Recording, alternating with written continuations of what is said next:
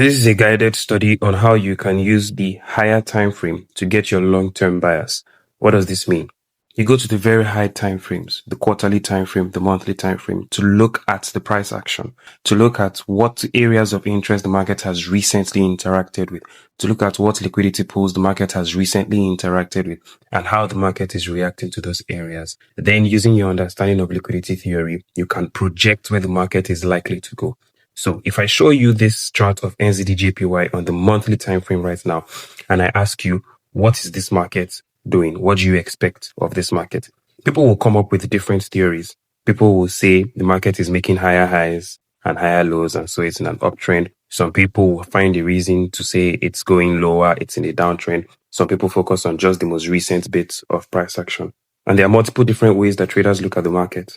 So if I just show you this chart randomly like this and say, what is your bias? This is what confuses many traders. So how do you go about breaking this down? Well, the first thing that you want to pay attention to is the inflection points in price, the most recent obvious ones. So what are the most recent ones? This right here where the market was going up and now it has started pointing its nose downward. This one where the market was going down and then it started going upwards. This one where the market was going up and then it started going downwards. So the last three major inflection points on your chart, that's what you want to pay attention to. Then the next question you ask yourself is, what was the reason? What caused it? Is there anything I can identify as the reason for those turning points? That is when you start plotting your points of interest. That is when you start plotting your fair value gaps, your order blocks, your trend lines, whatever it is that you use to help you make sense of what you're seeing on the chart. Regardless of your school of thought, you will notice that in my commentary, I'm not limiting myself to ICT concepts, SMC concepts. I say things like supply and demand zone, support and resistance, trend lines, because as long as you're able to identify a consistent pattern that gives you a reason that the market turned at a particular point, that's what you're trying to do. So if you can consistently identify a trend line that keeps bouncing price, then use your trend line. If it's a moving average that you see that is consistently bouncing price, then use your moving average. The same way sometimes the trend line will fail, the same way sometimes the moving average will fail, is the same way sometimes your supply and demand areas will fail. It's the same way sometimes your ICT and SMC order blocks and fair value gaps and rejection blocks will also fail. So this is an unmarked chart. Now, I have hidden all the drawings because I've already marked up the chart. I've hidden all the drawings that I had on the chart. Let me bring them back so that we will see what I was looking at and why I marked them out. But I've already given you the philosophy. Look at the inflection points. See what you can identify there. Then go from there, creating your thesis about what the market is likely to do.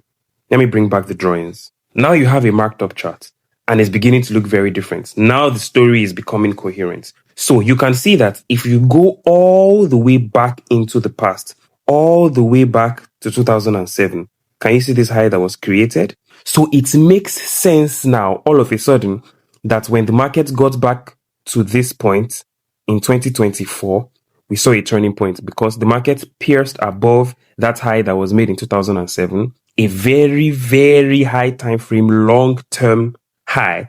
The market touched into it and see the huge collapse. This is the monthly time frame. Remember, we had a monthly candle for tapping into 2007 highs. We had a monthly candle whose body engulfed 1, 2, 3, 4, 5 candles. You can even say 6 if you add the small one here. So you have 1 month's worth of price action traveling the range, the same range that the last 6 months worth of price action traveled. That is significant. It's not nothing. So you want to mark out the area where that massive shift happened. And if you don't look on the higher time frames and go very far back in time, this would have caught you by surprise. You will not understand why the market did this. But if you have the habit of looking on the higher time frames and zooming out, you get clearer pictures and you can see that, oh, there was a very, very long-term high that the market had just tapped into. So this move all of a sudden is no longer looking so strange. It's no longer taking you by surprise. Okay, that's the first thing. Then when we consider the theory of displacement, when the market did that, obviously it created what? A fair value gap. That is this gray rectangle that you see here. So you mark that out into the future because a monthly fair value gap can be relevant for many years. This monthly fair value gap was created in 2024, and now in 2026, we are seeing the market trade into it. We will come back and analyze what the market is doing inside of that fair value gap. What else did this huge move lower create? It created a trend change right here. That's this trend line that you're seeing over here. In case it's not obvious, in case it's not easy to see on the candlestick chart, what do we always do? Go to the line chart. You see the low, the market broke below and closed beyond that low. So we saw a trend change on the monthly time frame. The market went from making higher highs and higher lows to lower highs and lower lows. And then we have the imbalance that was left behind. That's important. Let's go back to the candlestick chart. So now you're beginning to understand why I have marked out the drawings that I have marked out. For now, all that we are doing is looking at what price has done in the past. We're not yet considering what price is likely to do yet. Then you scrub forward and then you zoom in on the most recent price action. The most recent price action is the last 3, 4, 5 candles. That's what you want to be looking at on the monthly time frame. Let me get this out of the way. Keep in mind that all of this is happening inside a long-term monthly fair value gap. Remember chart patterns, baby pips. What is this? Big candle going up, indecisive candle or a doji, and then big candle coming down. That's the evening star formation. This is elementary baby pips chart patterns that you learn from every single PDF available online, from every single Teach Me How to Trade Forex video on YouTube. Now you are blending all those concepts, powerful chart patterns, powerful candlestick patterns with advanced concepts like the fair value gap, like displacement theory. So you have now seen an evening star formation inside of a monthly fair value gap. And monthly evening stars are not the same thing as 5-minute evening stars, because a monthly evening star takes 3 months to form, meaning that over the last 3 months, we saw huge expansion to the upside and then accumulation. Why does the evening star formation work? Because of the middle candle, the doji candle in the middle. That tells you that the market paused for a while and was undecided. Look at the equidistant wicks you have from the close to the high and from the open to the bottom. That tells you that the market was undecided. Some people tried to push it down and failed. Some people tried to push it up and failed. And where was the high of this indecisive candle? You see how it got very close to completely filling in the gap. So it dug very deep into it to pick all the orders, all the resting interest that was inside of this gap. And then we saw that eventually the sell side was more dominant and they broke price lower, breaking below the indecisive candle's low. That's not the only thing that it did. If you look closely, on its way up into the gap, price created a bullish monthly fair value gap. Now, last month, March's candle closed below that bullish fair value gap. This trade is disturbing me. Let me get rid of it. Last month's candle closed beyond the fair value gap. So now we have confirmed acceptance through the level, and now this gap that has now been inversed can now act as resistance to take price lower. And what do we see during this month of April? Price traded back into the level and then has already started pointing lower. So long term, when you analyze this, you now ask yourself, if the market has just traded into a fair value gap, where would it be targeting next? What does the market do? It moves from liquidity to inefficiency, to liquidity to inefficiency, to inefficiency to liquidity. So you now want to mark out the inefficiencies and the swing lows below the market. So this would be your first target. You see this inefficiency, bullish fair value gap. So from this point where the market currently is, all the way down into this level, you have about, let's measure it out.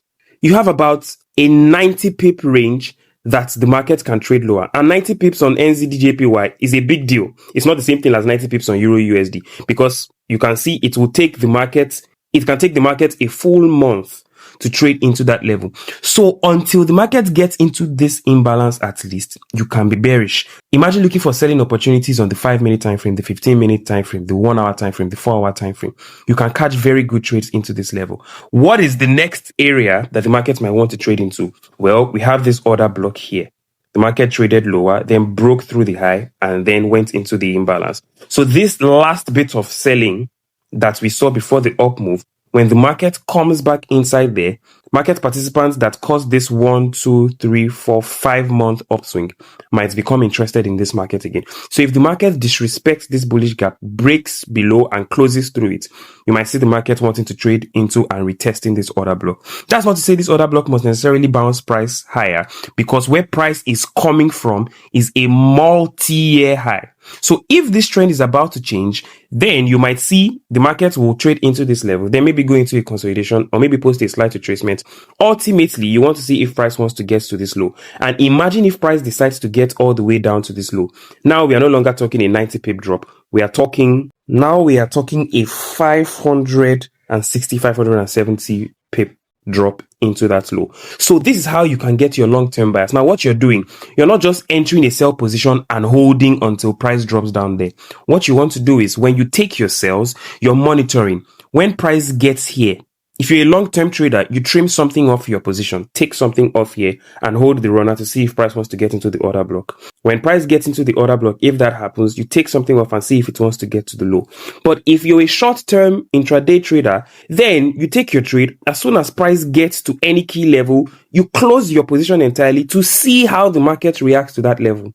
If you see the market try to retrace, then violently keep pushing lower, you know that, okay, this level is not holding, and you know that you have the higher time frame behind you. Then you continue selling until price gets into this point. When price gets into the order block, then you go on the sidelines again to see, is the market going to shift into a new phase? Are we going to go into distribution? Are we going to go into accumulation? Are we going to go into a retracement? And then you watch and see. And then if the market shows you signs that it's breaking through this level and keeps trading lower, then you bring your eye here. Ultimately, when price gets below a significant low on the monthly time frame, when price trades below this low on the monthly time frame, you want to just adopt a wait and see approach. It might keep going, it might reverse. You do not know. But as far as you're concerned, all you're interested in is, have I caught a significant portion of this move? Everything that is remaining is for prediction. Knowing that the market is going to come down here, for example. You have no way of knowing that. You're not a soothsayer, you're not a fortune teller. So when the market has paid you what you can reasonably expect it to do, you go to the sidelines and wait. So in this video, I've not shown you any entry patterns. I've not shown you any trade ideas. I've not given you any signals, but I have told you that from what you can see on the high time frames, NZDJPY traded into 2007 highs, created a huge displacement. In 2026, tapped into it, gave us an evening star formation, and has now inversed a bullish fair value gap. This market is telling you that my nose is pointing lower. I have every reason to trade lower, at least until the first imbalance on the monthly time frame, and then the order block on the monthly time frame, and then the most recent low on the monthly time frame. Now, if you know that the monthly levels are pointing lower, tell me, is there any reason for you to be buying a weekly bullish order block? Now, let's look at this. Now that you have done your analysis on the monthly time frame, when you come down to the weekly, you'll be seeing weekly bullish order blocks, you'll be seeing weekly imbalances, you'll be seeing all sorts of things on the weekly time frame that might make you want to go long. Same thing on the daily time frame. On the daily time frame, you'll be seeing imbalances, you'll be seeing order blocks, you'll be seeing points of interest, demand zones, and there are now traders who will be seeing this order block, for example. Let me draw it out. There are traders who will be seeing this order block, for example, and will be wanting to go long from the daily time frame. Now, as far as they are concerned, it's a daily order block. It's going to push price higher. So you will see traders in this market, when the market trades into here, they will now go down to the 5-minute, the 15-minute time frame and be putting position sizing tools that look like this. You see them doing something like this. Long position tool puts their stop loss below the order block low if they even agree to be that conservative, because ICT and SMC traders or smart money traders like to have very, very tight stop losses and have very, very big targets. And you see them do stuff like this, that the market is in an uptrend, forgetting that where the market is coming from is on the monthly time frame. So you see, this is the trap that many traders fall into. And they think that because they are on the daily time frame, they are doing something good. They are on the higher time frame. But there's somebody higher than the daily time frame. There's somebody higher than the weekly time frame. That is who you should be looking at. At the very least, look at the monthly time frame. So you don't deceive yourself that you have a 431 pip move to the upside that is going to give you a 6.1 hour trade. You know that the monthly is pointing lower. So everything that you are doing is selling. Until what happens? Until the market gets into a monthly level that might now legitimately resist price. And we do not have that until this monthly fair value gap right here. So as this market is pointing lower, I'm not looking at any daily order block. I'm not looking at any daily fair value gap. I'm not looking at any daily bullish trend line. I'm not looking at any daily demand level or demand zone. I'm looking at the monthly levels, because what we are seeing is happening and coming from the monthly time frame. I hope this gives you a bit of understanding. I've taken my time to explain this. This is quite a long video.